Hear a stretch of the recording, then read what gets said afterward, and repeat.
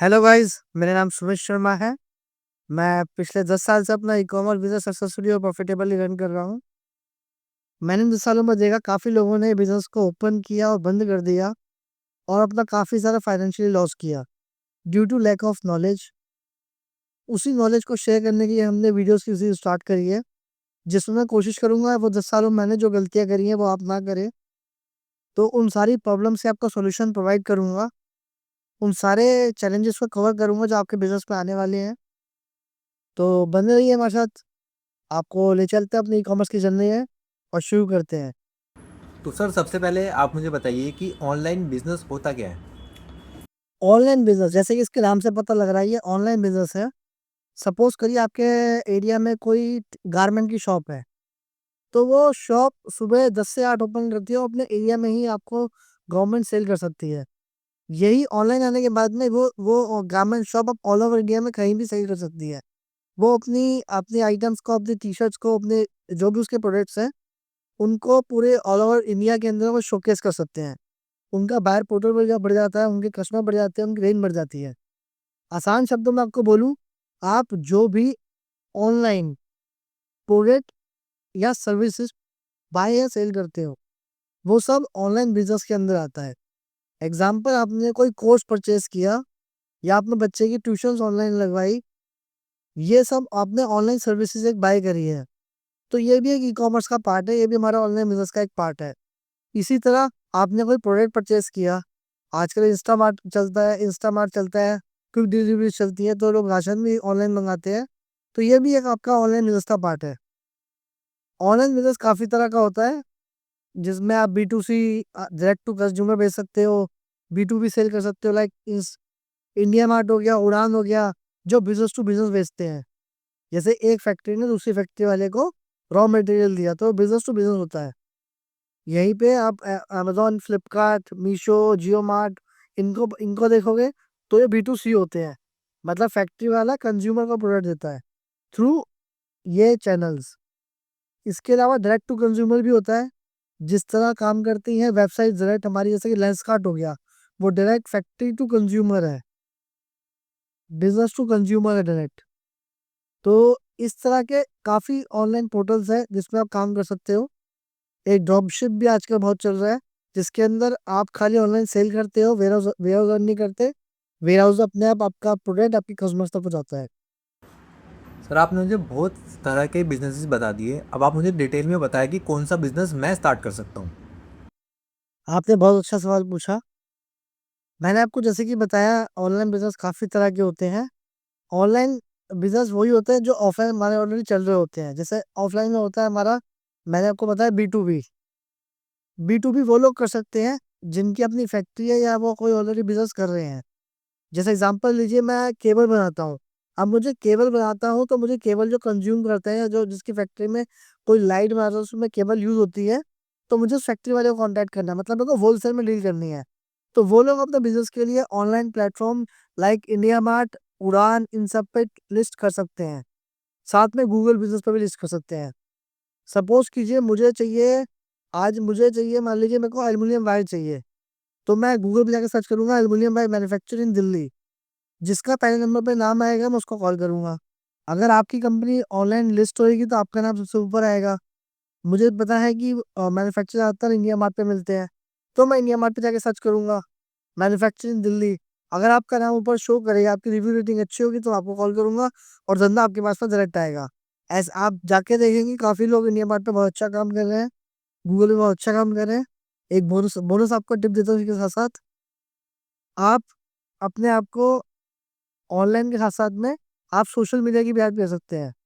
आप Facebook, Instagram, YouTube in सब में भी अपनी फैक्ट्री की वीडियोज़ डाल डाल सकते हैं, ताकि आपको फैक्ट्री ओनर को आप पे जल्दी ट्रस्ट हो और वो आपके ऊपर भरोसा कर सके। जैसे मैंने आपको बताया बी2बी, बिज़नेस टू बिज़नेस, ऐसे ही होता है सी2सी, कस्टमर टू कस्टमर।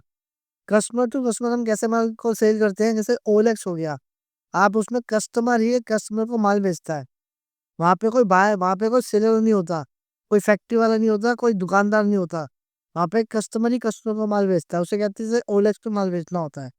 ऐसे ही आप अगर फ़ेसबुक पे माल बेचोगे या आप कहीं भी माल बेचते हो, तो एक कस्टमर टू कस्टमर होता है एक बिजनेस, तो आप उसमें भी डील कर सकते हो। आप ओएलएक्स पे अपने आइटम को लिस्ट कर सकते हो, कोई आपको प्रोडक्ट सेल करना है वहाँ पे बेच सकते हो, आप फेसबुक पे बेच सकते हो, आप इंस्टाग्राम पे बेच सकते हो। इसी तरह मैं आपको बता था D2C, आप डायरेक्ट टू कस्टमर कंज्यूमर बेच सकते हो। जैसे कि आपने देखा होगा कई जगह मार्केट्स के अंदर में लिखा होता है ये एडिडास की फैक्ट्री शॉप है, या रिबॉक की फैक्ट्री शॉप है, या वुडलैंड की फैक्ट्री शॉप है, या इस फैक्ट्री की ये फैक्ट्री आउटलेट है। मतलब वो क्या कहना चाहते हैं, इसमें हम आपको डायरेक्ट फैक्ट्री से माल दे रहे हैं, आपको सस्ता माल मिलेगा। तो ये हो गया डायरेक्ट टू कस्टमर। जैसे लेंसकार्ट आपको डायरेक्ट माल देता है, वो किसी थर्ड पार्टी स्टोर पर तो माल माल नहीं रख पाता, वो डायरेक्ट आपको माल देता है। तो ये हो गया direct to customer, D2C, direct factory to customer. इसी तरह आपका आता है B2C में आपका आ गया अमेज़न, फ्लिपकार्ट। आप इन सब पे जाके अपना डायरेक्ट टू कस्टमर बेच सकते हो।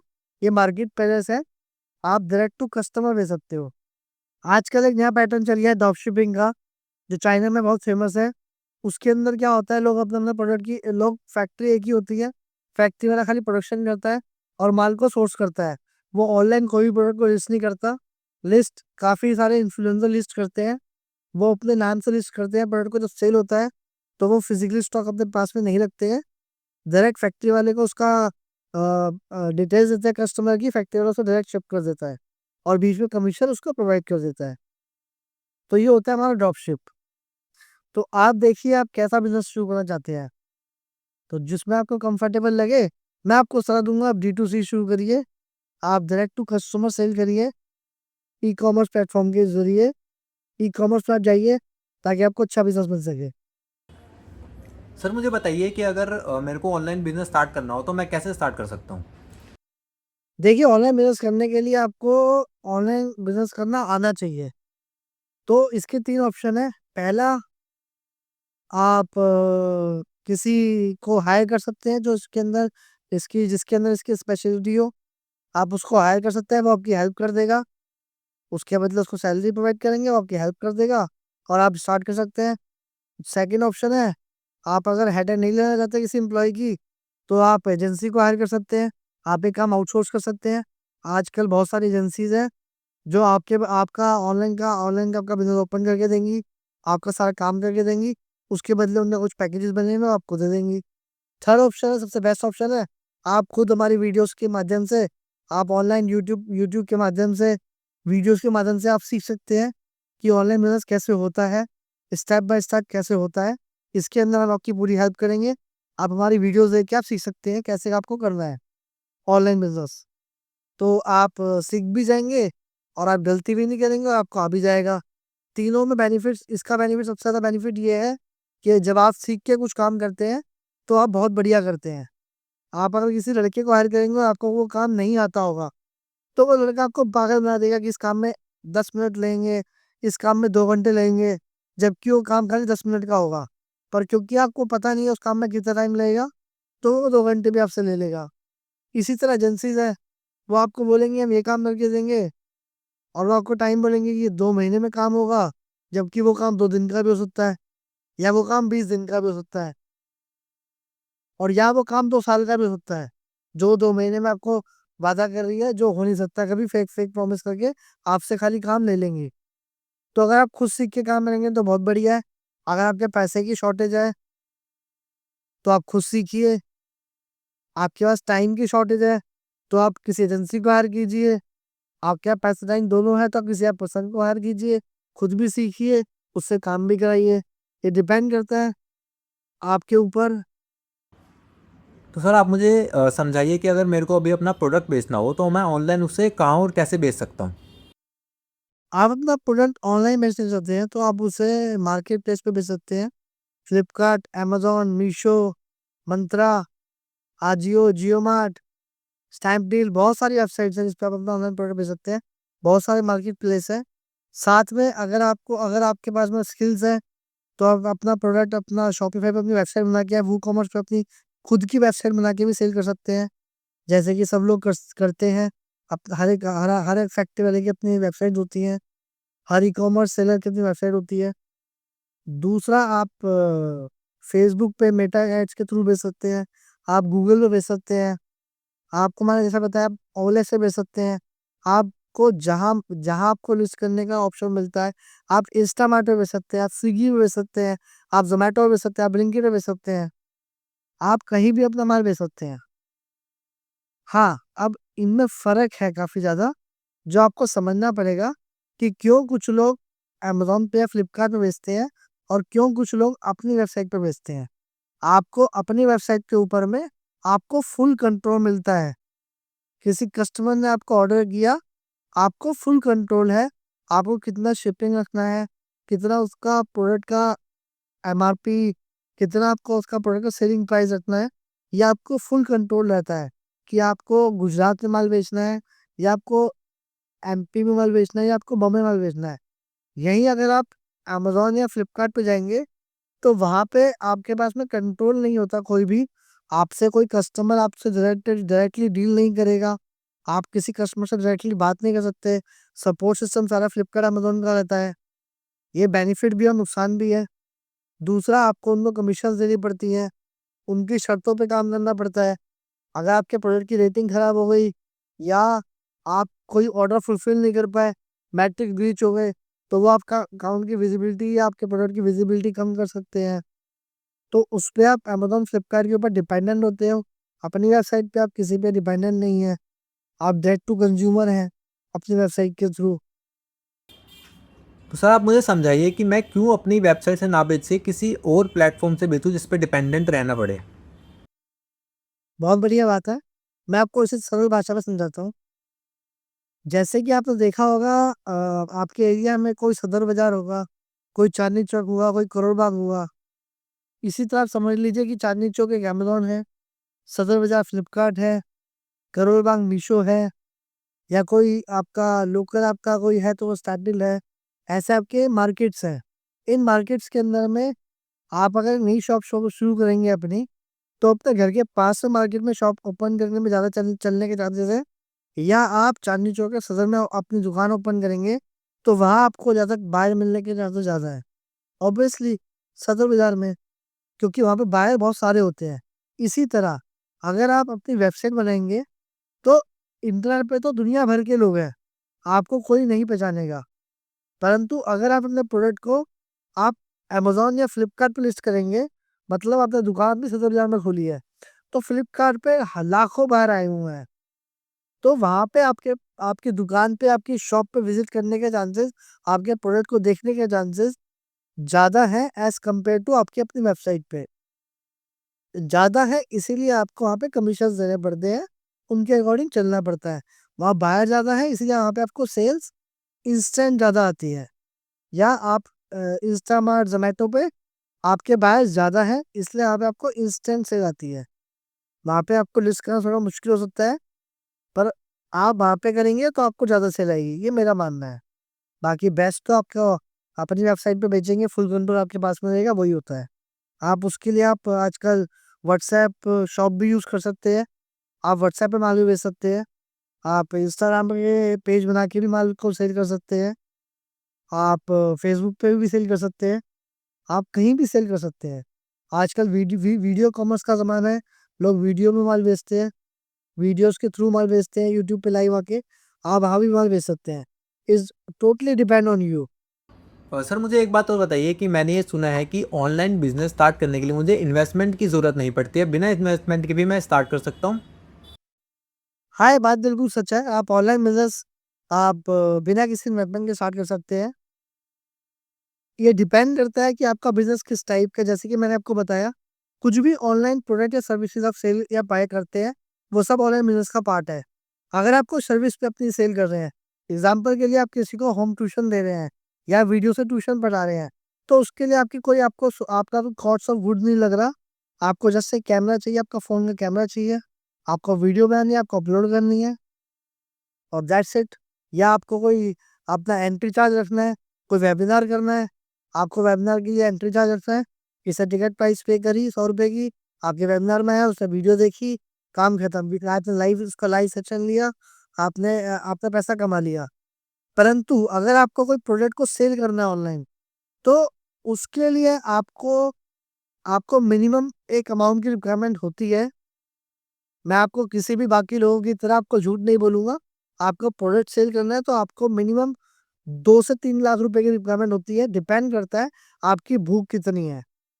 जैसे कि मैंने आपको बताया, अगर कोई फैक्ट्री ओनर है जिसको ऑनलाइन अपना प्रोडक्ट को लॉन्च करना है, तो उसके पास में उसको पैसे की उसको ऑनलाइन काम नहीं आता, उसको ऑनलाइन सेल नहीं आती कैसे करते हैं, तो वो बंदा है वो कोई भी लड़का हायर करेगा, कोई भी एम्प्लॉयी हायर करेगा, तो उसकी उसको फीस देनी पड़ेगी। तो उसको इनिशियली फाइनेंशियल की रिक्वायरमेंट होएगी। यही कोई एजेंसी को हायर करेगा, उसको भी फाइनेंशियल की रिक्वायरमेंट होएगी। यही अगर आप सोचते हैं कि आप खुद वीडियोज़ देख के आप इसको स्टार्ट कर लेंगे, उस केस में भी आपको इन्वेंटरी के लिए पैसे की रिक्वायरमेंट होएगी। मैं आपको एग्ज़ाम्पल से समझाता हूँ मोटा-मोटा। आपने 10% का मार्जिन लिया और आपने दिन की 10,000 रुपए की सेल करी, तो आपका प्रॉफ़िट हो गया 1,000 रुपए। अब आपने वो सेल 1 दिन में 10,000 रुपए की करी है, तो आपको वो पेमेंट जो है वो आपको 11वें दिन मिलती है मोटा-मोटा। कोई 5 दिन में देता है, कोई 15 दिन में देता है, मोटा-मोटा आपको 11 दिन में पेमेंट मिलती है। डिलीवर होने के बाद 7 दिन में मिलती है, आप 11 दिन मान के चलिए। 11 क्या 12 ही होंगे, 15 ही होंगे, कम नहीं होंगे। तो आपको एक दिन में 10,000 रुपए की सेल है, तो आपको लाख रुपए की इन्वेस्टमेंट तो खाली प्रोडक्ट की चाहिए, कॉस्ट ऑफ गुड्स की चाहिए, जिसकी पेमेंट आपको 11वें दिन मिलेगी। 1,000 प्लस हो गए, प्लस आपके पास जो इन्वेंटरी रहेगी, उसकी भी पेमेंट आपके पास में रहेगी। तो अगर आप चाहते हो 1,000 रुपए कमाना, तो आपको कम से कम 3 से 4 लाख रुपए की रिक्वायरमेंट रहेगी।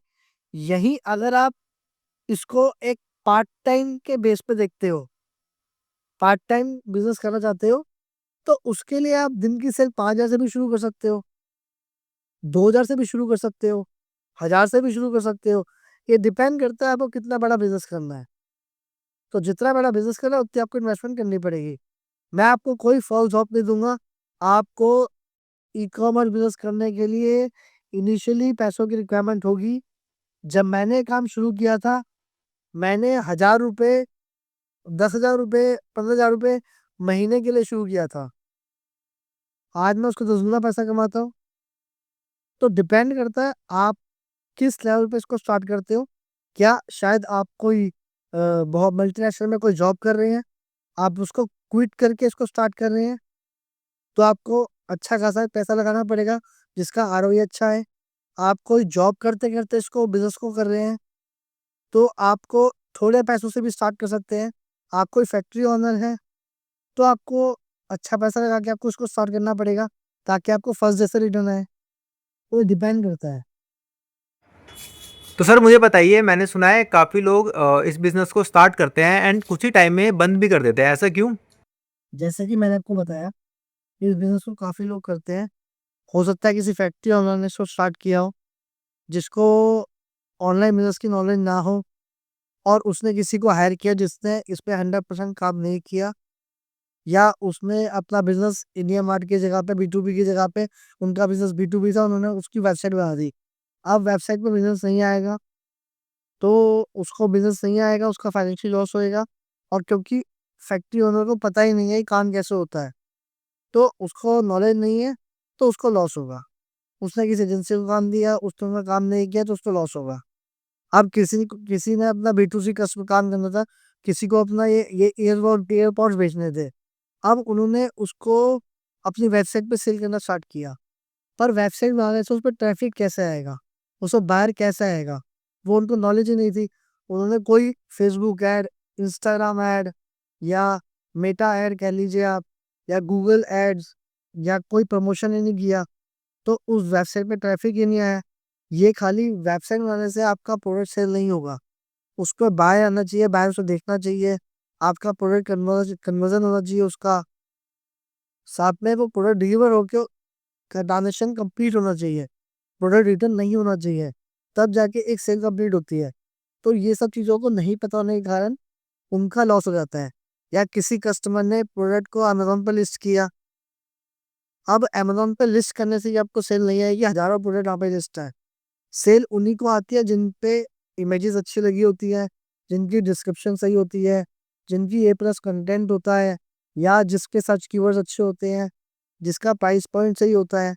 जब ये सब चीज़ें मैच करती हैं, आपका मैट्रिक्स सही होता है, आपका ब्रीचेज़ नहीं होता है, जब ये सब चीज़ें मैच करती है तब आपको एक सेल आती है।